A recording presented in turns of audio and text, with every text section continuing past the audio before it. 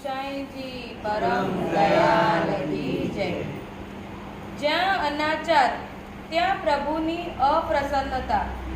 અમદાવાદથી 5 ગાંવ દૂર એક ગામમાં એક જ શેરીમાં 2 બ્રાહ્મણોના ઘર અડોઅડ હતા। બંને કુટુંબમાં લગભગ સાથે સાથે એક પુત્રનો જન્મ થયો।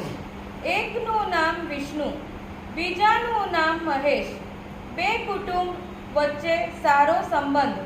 2 છોકરાઓ લગભગ સાથે જ ઉછર્યા, સાથે મોટા થયા। દિવસનો મોટો ભાગ સાથે રમે, સાથે જ ખાનપાન કરે।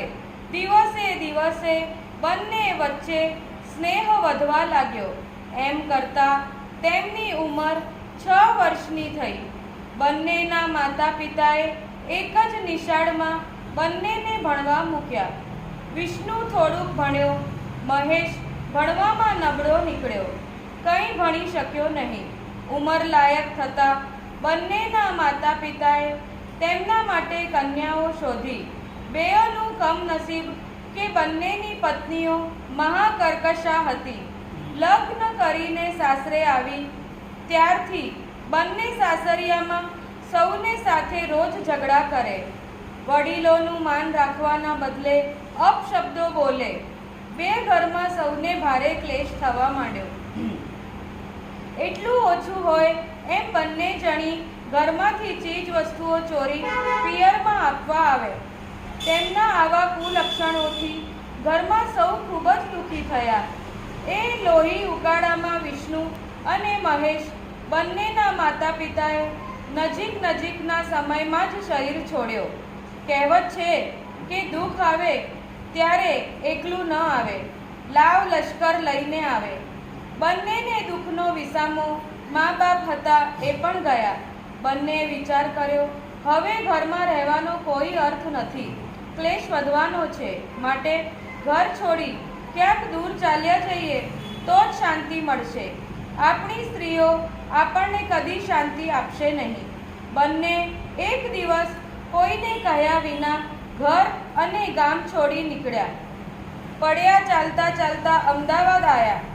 શહેરની નજીક અમદાવાદનું પરુ અસારવા હતું, ત્યાં પહોંચ્યા। બંને બ્રાહ્મણ છે એટલે રોજ ભિક્ષા માંગી પેટ ગુજારો કરે છે। સંસાર ઉપર બંનેને વૈરાગ્ય આવ્યો છે।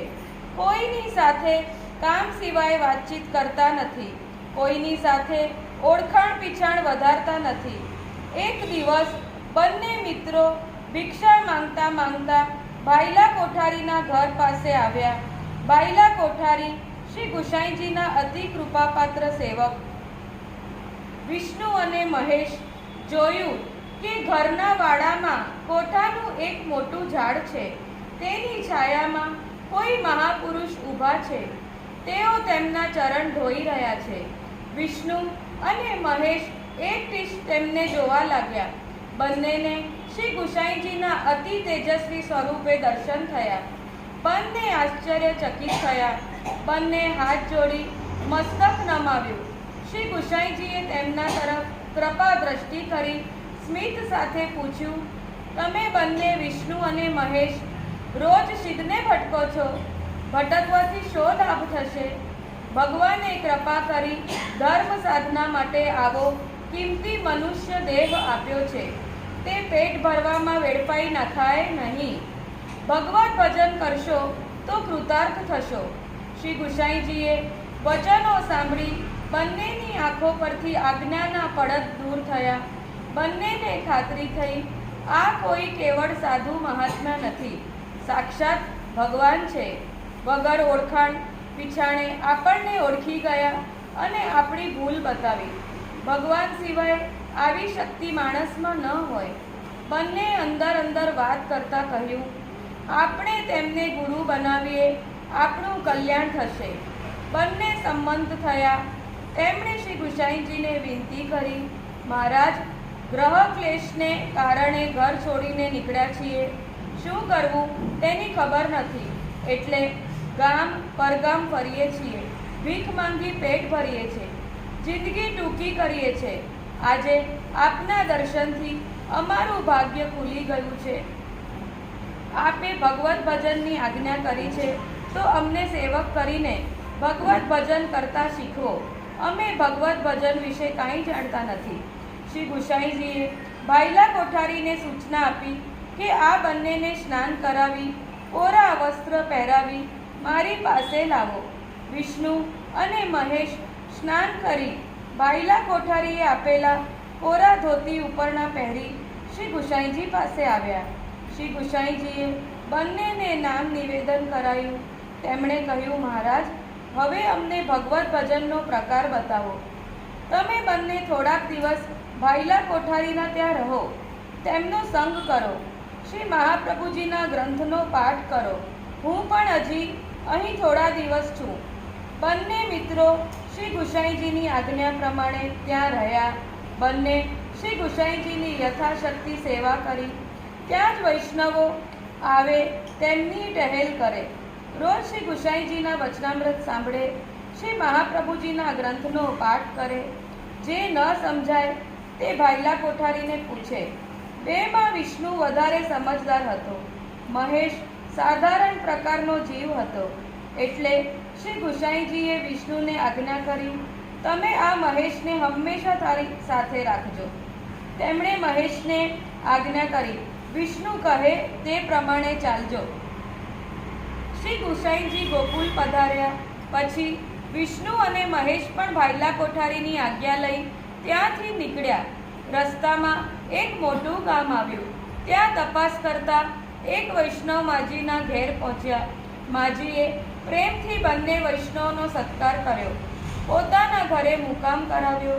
એ ગામમાં બીજા પણ થોડાક વૈષ્ણવો હતા. તેમાં એક શ્રીમંત વૈષ્ણવ હતા. તેમણે તે દિવસે ગામના વૈષ્ણવોને પ્રસાદ લેવડાવવાનો મનોરથ રાખ્યો. તેથી એક વૈષ્ણવ માજીને બોલાવવા માટે આવ્યા. માજીના ત્યાં પર ગામના બે અજાણ્યા વિરક્ત વૈષ્ણવને જોયા. એટલે પેલા વૈષ્ણવ આગ્રહપૂર્વક બંનેને પ્રસાદ લેવાનું આમંત્રણ આપ્યું. તેમને પોતાની સાથે જ તે વૈષ્ણવ લઈ ગયા. શ્રીમંત વૈષ્ણવના ત્યાં રાજભોગના દર્શન ખુલ્યા. વિષ્ણુ અને મહેશ બીજા વૈષ્ણવની સાથે દર્શન કરતા હતા. બંને જોયું કે શ્રી ઠાકોરજીના મુખ ઉપર પ્રસન્નતાના બદલે ક્રોધ છે. શ્રી ઠાકોરજી ઘણા અપ્રસન્ન છે. એનું શું કારણ હશે? કાંઈ જવાબ જાડ્યો નહીં. રાજભોગ આરતી થઈ, અનોસર થયો. સૌ વૈષ્ણવની પાતળ પીરસાઈ. બધા પ્રસાદ લેવા બેઠા. વિષ્ણુની નજર પાતળમાં ઘરેલી સામગ્રી ઉપર ગઈ. તેમણે સામગ્રીમાં પુષ્કળ કીડા સળવળતા જોયા. વિષ્ણુએ બાજુમાં બેઠેલા મહેશના કાનમાં કહ્યું, ચૂપચાપ અહીંથી ચાલવા માંડો. અહીં બધું બરોબર નથી. વિષ્ણુની વાત મહેશના મનમાં ન બેઠી. એણે વિચાર્યું, આવો સુંદર મહાપ્રસાદ છે, આવી સામગ્રી કદી જોવા પણ મળી નથી. એ છોડીને શું કરવા જવું? મહેશનું મન મિષ્ઠાનના સ્વાદમાં લલચાયું. તે પાતળ પરથી ઊભો ન થયો. પણ વિષ્ણુ ચૂપચાપ બીજાની નજર બચાવી ત્યાંથી નીકળી ગયો. માજીના ઘેર પહોંચી તેને માજીને કહ્યું, માં, હું જાઉં છું. મારો સામાન લઈ જાઉં છું. મારો સાથીદાર આવે તો એને કહેજો કે હું આગળના ગામમાં જઉં છું. ત્યાં તેની કાલ સવાર સુધી રાહ જોઈશ. જો ત્યાં સુધી તે ન આવે, હું આગળ ચાલ્યો જઈશ. વિષ્ણુ વિચાર કર્યો કે બંને તેટલા જલ્દી ગામ છોડીને નીકળી જવું. કદાચ કોઈ વૈષ્ણવ એમને બોલાવવા માટે પાછળ પાછળ આવે તો મુશ્કેલી થાય. વિષ્ણુ 3 ગાંવ દૂર એક ગામે પહોંચ્યો. ત્યાં જઈ રસોઈ કરી શ્રી ઠાકોરજીને ભોગ ધરીને પ્રસાદ લીધો. રાત્રે તે જ ગામમાં સૂઈ રહ્યો. બીજી બાજુ ગામના વૈષ્ણવ તપાસ કરવા લાગ્યા કે 2 વૈષ્ણવ પરગામથી આવ્યા. તેમાંનો એક જ દેખાય છે, બીજો ક્યાં ગયો? તેમણે મહેશને પૂછ્યું. માજીના ઘર પણ તપાસ કરી. માજીએ કહ્યું, એ સામાન લઈને ગયા. મહેશ પ્રસાદ લઈને આવ્યો. માજીએ સમાચાર આપ્યા. વિષ્ણુએ આપેલો સંદેશ કહ્યો. મહેશ તેનો સામાન લઈને ત્યાંથી નીકળ્યો. બીજા દિવસ સવારે વિષ્ણુને મળ્યો. વિષ્ણુએ પૂછ્યું, ભાઈ, રાત્રે તને કોઈ સ્વપ્ન આવ્યું? હા ભાઈ, કાલે રાત્રે મને સ્વપ્ન આવ્યું. એવું ખરાબ સ્વપ્ન આવ્યું કે તે યાદ કરતા કમકમાટી આવી જાય છે. મારી પાતળમાં લોહી માંસ પીરસાયું હતું અને હું તે ખાઈ રહ્યો હતો. ખબર નથી પડતી આવું સ્વપ્ન કેમ આવ્યું. વિષ્ણુએ કહ્યું, આજથી તું મને અડકતો નહીં. મેં તો પેલા વૈષ્ણવના ત્યાં પાતળના પ્રસાદમાં કીડા સળવળતા જોયા હતા. તેમના ઠાકોરજી અપ્રસન્ન જણાયા હતા, માટે તને કહ્યું હતું કે અહીં પ્રસાદ લેવા જેવો નથી. તે મારું કહ્યું ન માન્યું. હું ત્યાંથી ભાગ્યો, એટલે મારો ધર્મ તો રહ્યો, પરંતુ તે જીભનો સ્વાદ કર્યો એમાં તારો ધર્મ ખોયો. શ્રી ગુસાઈજીએ મને આજ્ઞા કરી છે કે મહેશને તારી સાથે રાખજે, એટલે આજ્ઞા અનુસાર હું તને છોડીશ નહીં. તું મારી સાથે ચાલ, પણ મને અને મારી કોઈ વસ્તુને અડકતો નહીં. આપણે અહીંથી હવે ગોકુલ જઈએ. ત્યાં શ્રી ગુસાઈજીને બધી હકીકત કહીશું. પછી શ્રી ગુસાઈજી જેમ આજ્ઞા કરશે તેમ કરીશું. બંને ગોકુલ જવા નીકળ્યા. વિષ્ણુ ભિક્ષા માંગી લાવે, જલ ભરી રસોઈ કરે, ભોગ ધરી મહેશને પ્રસાદી પાતળ ધરે. એમ કરતા બંને ગોકુલ પહોંચ્યા. વિષ્ણુએ શ્રી ગુસાઈજીને સર્વ સમાચાર કહ્યા અને વિનંતી કરી, મહારાજ, અમને આવો અનુભવ થયો એનું શું કારણ? શ્રી ગુસાઈજીએ આજ્ઞા કરી, વૈષ્ણવ સાંભળો. એ માણસને એક દીકરી હતી. તે દીકરીનું સગપણ એક ગૃહસ્થ સાથે કર્યું. તે ગૃહસ્થ પાસે 1000 રૂપિયા હતા. તેમને કામ અંગે દૂરના ગામે જવાનું થતાં 1000 રૂપિયા આ માણસને સોંપી ગયા હતા. ત્યાં ભગવદ ઈચ્છાથી તેમનું મરણ થયું. એ સમાચાર આવતા માણસે તેમની દીકરીની સગાઈ રૂપિયાના લાલચે બીજા વૃદ્ધ ગૃહસ્થ સાથે કરી અને રૂપિયા લઈ લગ્ન પણ કરી દીધા. થોડા દિવસમાં દીકરીનો વૃદ્ધ પતિ મૃત્યુ પામ્યો, એટલે આ માણસે એનો બધો પૈસો અને દીકરીને બંનેના પોતાના ઘેર લાવી રાખ્યા. દીકરીના સાસરા પક્ષમાં જે કોઈ સગા હતા તેમનો ભાગ આપ્યો નહીં. ગામના હાકેમને થોડા પૈસા આપી બધાને ભગાડી મૂક્યા. દીકરીના સાસરાનું બધું દ્રવ્ય પચાવી પાડ્યું. આમ 2 ઠેકાણેથી અનીતિનું અને અનાચારનું દ્રવ્ય એના ઘરમાં આવ્યું. એ દ્રવ્યથી તે શ્રીમંત બન્યો. પોતાની પ્રતિષ્ઠા વધારવા તે દ્રવ્યથી તેણે મનોરથ કર્યો, માટે શ્રી ઠાકોરજીને તેની સામગ્રી આરોગી નહીં, એટલે પ્રસાદમાં કીડા દેખાયા. તે પ્રસાદ ન બનવાથી સ્વપ્નમાં મહેશને લોહી માંસ રૂપે વાનગીઓ દેખાઈ. વળી તેણે ભોગ ધરતા મારી કાની આપી, એટલે શ્રી ઠાકોરજી ભારે અપ્રસન્ન થયા. માટે શ્રી ઠાકોરજીના મુખારવિંદ પર ભારે અપ્રસન્નતા હતી. શ્રી ગુસાઈજીએ સમજાવ્યું કે દીકરી વેચીને મળેલા દ્રવ્યથી પ્રભુ કદી પ્રસન્ન થતા નથી. આપણા ધર્મશાસ્ત્રોએ કન્યા વિક્રયને મહાપાપ કહ્યું છે. તે મહાપાપ એ વૈષ્ણવે કર્યું હતું. બીજું, તેણે અનીતિનો પૈસો ઘરમાં દબાવ્યો. દીકરીનું પહેલું સગપણ જ્યાં થયું તેણે સાચવવા આપેલા 1000 રૂપિયા એ વૈષ્ણવે પોતાની પાસે દબાવી દીધા. દીકરીના બીજા લગ્ન પછી તે વિધવા થતાં તેના સાસરિયાનું હૃદય દુખાવી તેમની સંતાપી દીકરીના સાસરાનું બધું દ્રવ્ય તે વૈષ્ણવે બથાવી લીધું. એ માટે અનીતિ અને અનાચાર હતો. જ્યારે કોઈનું દ્રવ્ય અનીતિથી ઝૂંટવી લેવામાં આવે ત્યારે સામા માણસના હૃદયમાં ખૂબ ક્લેશ અને સંતાપ થાય છે. તેને લઈને તેના શરીરનું લોહી સુકાવા માંડે છે. તે સુકાયેલું લોહી એના દ્રવ્યમાં આવે છે. એવું દ્રવ્ય વૈષ્ણવના ઘરમાં આવે તો શ્રી ઠાકોરજી અંગીકાર કરતા નથી, પરંતુ પરસેવા પાડીને વૈષ્ણવ દ્રવ્ય મેળવે. એ દ્રવ્ય નીતિ અને સદાચારનું હોય તો દ્રવ્ય પણ પ્રસન્નતાથી આપે છે અને એ દ્રવ્ય આપનારું લોહી માંસ વધે છે. તેથી તે દ્રવ્ય અનર્થ કરનારું બનતું નથી. શ્રી ઠાકોરજી પરસેવાની કમાણીનું દ્રવ્ય પ્રસન્નતાથી અંગીકાર કરે છે. જે કોઈ વૈષ્ણવ અનીતિ અને અનાચારના દ્રવ્યની સામગ્રીનો પ્રસાદ ખાય છે તેના પેટમાં તે માણસના ક્લેશનું સંતાપનું સુકાયેલું લોહી આવે છે, તેથી તે પણ પતિત બને છે. જે અનીતિ અને અનાચારનું દ્રવ્ય ખાય છે તે માણસ રાક્ષસ જેવો જ કહેવાય છે. આથી તમને તે પ્રસાદમાં કીડા દેખાયા, તેનું ભોજન કરવાથી મહેશ અશુદ્ધ બન્યો. શાસ્ત્રોમાં કહ્યું છે કે દીકરીનું કન્યાદાન કર્યા પછી પરણેલી દીકરીના ઘરનું પાણી પણ નહીં પીવાય. પરણેલી દીકરીના ઘરનું કશું જ તેના મા બાપે ખપે નહીં. એનું બધું દ્રવ્ય કીડા માંસ તુલ્ય ગણાય. માટે પરણેલી દીકરીના ઘરે કોઈ વસ્તુ પણ સ્પર્શ કરવી નહીં. તેમ કરવાથી અશુદ્ધ બનાય. શ્રી ગુસાઈજીએ મહેશને આજ્ઞા કરી તે બે અપરાધ કર્યા છે. એક તો વિષ્ણુ જેવા તાદ્રસી વૈષ્ણવની આજ્ઞા ન માની, અને બીજો પેલા વૈષ્ણવના અનીતિ અને અનાચારના દ્રવ્યનું ભોજન કર્યું. મહેશ હાથ જોડી વિનંતી કરી, મહારાજ, હું અજ્ઞાની છું, મારા અપરાધ જરૂર થયા છે. કૃપા કરો અને બતાવો કે હું આ અપરાધમાંથી કેવી રીતે છૂટું. મહેશ, 1 વર્ષ સુધી તારે અંતઃકરણમાં થયેલા અપરાધોનો વિરહ તાપ કરવાનો રહેશે.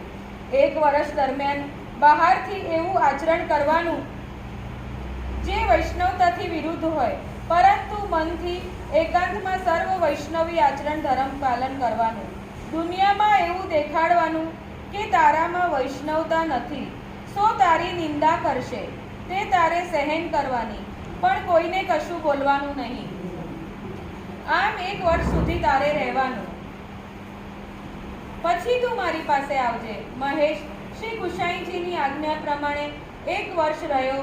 વૈષ્ણવમાં તેની ઘણી નિંદા થઈ, છતાંય તે શ્રી ગુસાઈજીની આજ્ઞાને યાદ રાખી સર્વ ચૂપચાપ સહન કરતો રહ્યો. અપરાધ માટે તાપ ક્લેશ ઘણો કર્યો. 1 વર્ષ પૂર્ણ થતાં તે શ્રી ગુસાઈજી પાસે આવ્યો. શ્રી ગુસાઈજી તેની ફરી અષ્ટાક્ષર મંત્રનો ઉપદેશ આપ્યો અને વિષ્ણુને આજ્ઞા કરી, મહેશ હવે શુદ્ધ થયો છે, તમે ખુશીથી તેનો સ્પર્શ કરો. સિદ્ધાંત નવનીત. આપણા વૈષ્ણવના ઘરમાં આવતા દ્રવ્ય અંગે બહુ જ જાગૃતિ રાખવાની જરૂર આ વાર્તા પરથી સમજાય છે. શાસ્ત્રમાં કયું દ્રવ્ય શુદ્ધ અને કયું અશુદ્ધ એ કહેવામાં આવ્યું છે.